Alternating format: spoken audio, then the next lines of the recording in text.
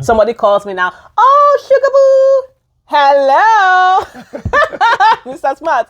I don't think you're going to take that well. Buckle up, listen up, love is thriving on the relationship hub with the smart couple. Relationship hub with the smart couple. Yeah, yeah, yeah, yeah. Ba-da-da-da-da-da-da. Ba-da-da-da-da-da-da. We're on relationship hub with the smart couple.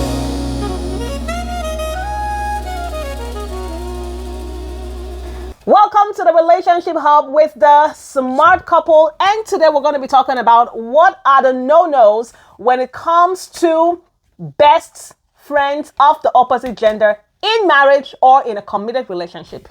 Yes. So I feel one of the no-nos when it comes to having a best friend of the opposite gender is you not putting your foot down in terms of what they expect of you.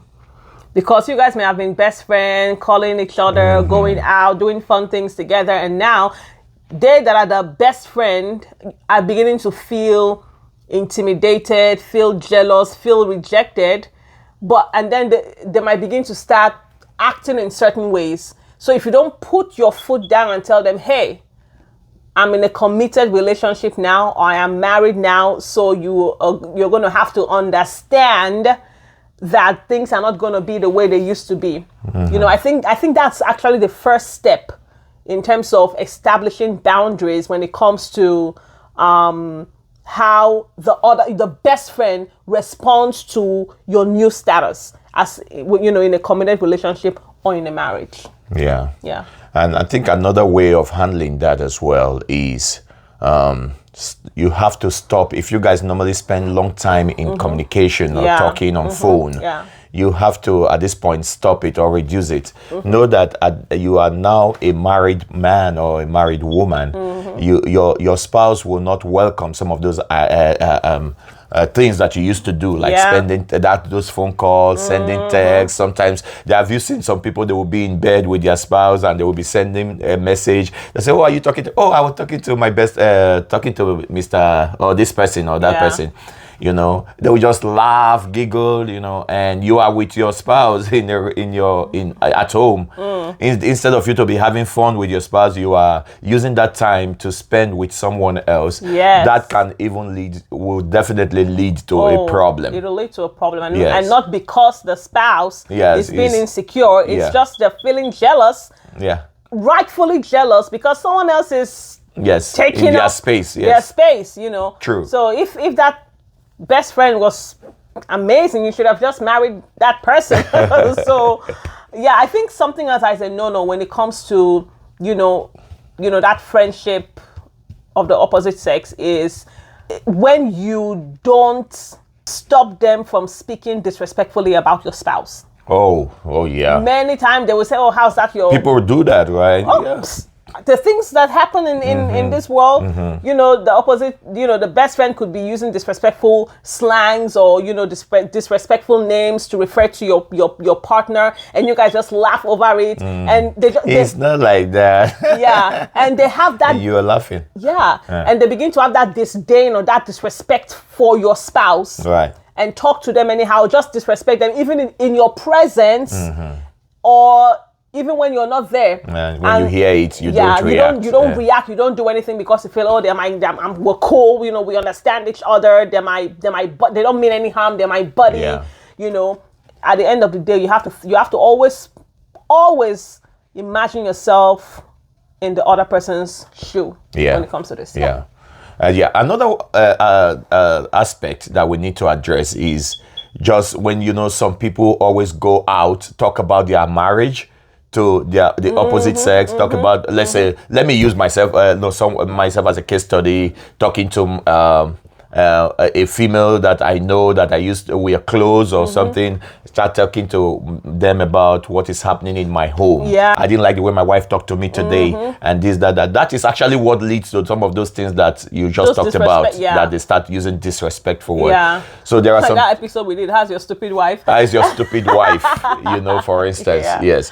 So keeping some things to yourself is very important about your marriage, that you don't bring out there and discuss with the opposite sex, because it can open doors to many other things. A lot of things. And at the end of the day, for example, maybe you were mad and you spoke to them about your spouse. At the end of the day, you're going to get on mad with your spouse, forgive your spouse, but they're still going to carry that annoyance and just feel like this person is not good to my friend, and stuff like that. But I think something else that is a no-no when you guys have pet names.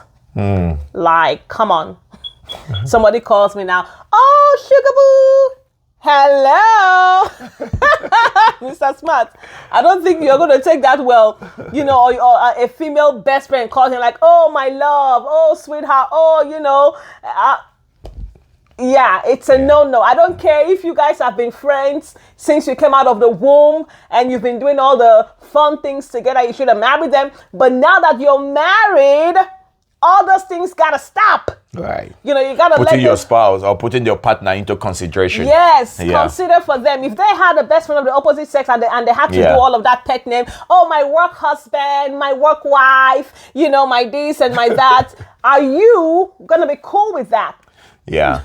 So another thing again is sharing some kind of inappropriate pictures or on phone or things like that. Maybe you really don't mean them, but you say, oh, look at the way my tummy is getting fat. You take pictures like that and send to the opposite sex and all those kind of things. Yes. And maybe, you never know if your spouse or your partner will see something like that that can lead to something that you did not plan for. Even if you guys you don't have anything, those kind of things could lead to problem in your marriage. Yes. So there are some kind of pictures you don't share with the opposite sex because they are your best friend in the past. Yes. You have to at this point set boundaries and know that it doesn't work. And also talking about pictures, also using like what you just said, pet names, like sending all these emojis, love emojis and all those kind of things. You are sending a text and you put love, and your partner just for instance pick your phone. Yes. And they looked at they were saying, so who is this that you are showing so much love? How are you, love? Yes. And then there's all the heart, everything, the kiss. Yes. And like, oh, that's my best friend Gina. My best friend from childhood. That's Gina. And that's just how we communicate. Yes. There's going to be problem that day. So that's definitely, a big no-no when it comes to that. Marriage. So, and I think another thing is when you put your best friend of the opposite gender in the decision-making in your relationship. Oh, boy. When everything you have to do, after you discuss with your spouse, you always believe that the opinion of this other person matters because they've always been there for you. They know what you really like. Yeah. So after you discuss with your spouse or with your partner, you end up you still go back to them. And at the end of the day, you're talking with your husband, that thing I know we agreed on it in the morning, but I kind of spoke with Derek and he said that, that's not a good idea. You spoke with Derek. That's where the man will say, God, give me my last power and let me die with this guy, So when you see putting them those kind of relationship as part of the decision making power in your current relationship, that's something you need to avoid. Yeah. There are some of these ones that we see on some of these movies. Yeah. They're supposed to have something to do with their partners or they're supposed to have a date out and maybe the best friend, the opposite sex calls and say, I'm not feeling well. You not turn off your date that, okay, you know what? I can go. I just need to go see Gina. She's really not feeling well. Sick. Yeah, I have she's to sick. I'm the only one in her life. So can we reschedule? things like that, you are setting yourself up for failure. Yeah. Your spouse you might feel innocent or feel that it's just a normal thing, but it's not a normal thing to the other person. Yeah. They'll start being angry, being resentful, and just feel that they are being put at the back burner in their relationship. Yeah. When it comes to this person's issues. Yes. So you want to be wise and be careful. That's right. Yeah. That's right. I think one more thing is when they are the first call in your life for anything. Something good happens before you call your spouse, you call them first. No. Something bad happens before you call your spouse, you call them first. I think you need to watch out for that. Your spouse should be your first call. Yeah. Even if I think it's a thing of a mind shift for you who does that. You need to shift your mind. Your spouse can be your best friend. Yeah. You just have to make your spouse your best friend. Right? So when you notice that this is what is happening, anytime something good happens, you end up calling this person, you need to intentionally stop doing it. Yeah. Yeah. True. Although, there are some things that make some people start moving to that direction. If you've observed that your spouse is not giving you time, maybe you really want to talk to me, something happened and you want to talk to me, and I'm not making myself available, and the next thing, and it's a recurring thing. Say, oh, I will talk to you later, and you will always want to talk to someone, and the next best person you think you want to talk to is that person. So if you are in a relationship and you are experiencing that, instead of taking solace in someone else, call your spouse and talk about what is happening. That's honey, I don't feel you are giving me enough time. I really want to share. I want to talk to you. I want you to be the first person to go to when something happened in my life. So very, very important. Don't take solace in other people. Yes.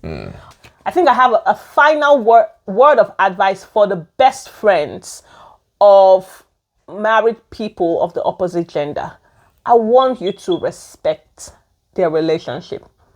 I want you to respect the boundaries and remember that you are going to be in a relationship. And I want to assume that the reason why you're this way is probably because you're not in a relationship. Because if you're in a serious relationship and you respect your partner or your spouse, you're not going to be all up being someone else's best friend of the opposite gender.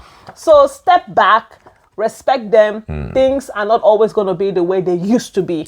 People change, people advance, people move forward. So I think it's respectful that you step aside, honor and respect their current decisions and their where status. They are. What we are saying today is not that you cannot have the opposite sex as a friend, but let it not be your friend outside your spouse. Let it be, somebody you've known, let it become something that becomes a family friend. That, there are so many people that I knew that have become my wife's friend. And they talk to me now more than they even talk to you. So that is a good way to handle situations like that. It doesn't just have to remain your friend. And you have your friend, I have my friend. So if you want to talk, you can talk to who you want to talk to. I can talk to who I want to talk to. It shouldn't be that way.